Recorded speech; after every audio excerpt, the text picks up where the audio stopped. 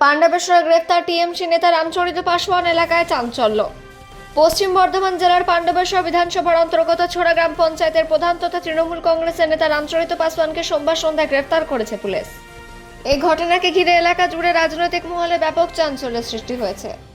Police সূত্রে জানা গেছে, রামচরিত পাসওয়ানের বিরুদ্ধে অবৈধ তোলাবাজি, এলাকায় প্রভাব বিস্তার, সাধারণ মানুষকে ভয় দেখানোর সহ একাধিক অভিযোগ জমা পড়েছিল।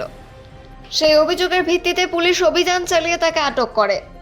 স্থানীয় সূত্রের দাবি, রামচরিত পাসওয়ান এলাকায় প্রভাবশালী তৃণমূল নেতাদের মধ্যে অন্যতম ছিলেন এবং ছোড়া গ্রাম পঞ্চায়েত এলাকায় তার যথেষ্ট দাপট ছিল। গ্রেফতারের খবর প্রকাশ্যে আসতেই তার সমর্থকদের মধ্যে উদ্বেগ ও উত্তেজনা ছড়িয়ে পড়ে। জানা যাচ্ছে, পশ্চিম বর্ধমান জেলার সাম্প্রতিক সময় 2021 সালের ভোট পরবর্তী হিংসা, তোলাবাজি এবং সাধারণ মানুষকে হুমকি দেওয়ার অভিযোগে একাধিক তৃণমূল নেতা ও কর্মীর বিরুদ্ধে পুলিশ ধারাবাহিকভাবে অভিযান চালাচ্ছে।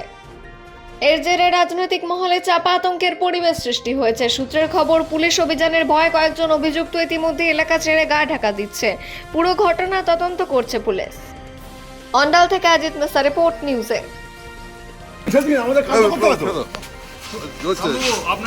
আপনার বিরুদ্ধে তোলাবাজির অভিযোগ কি বলবেন রামবাবু?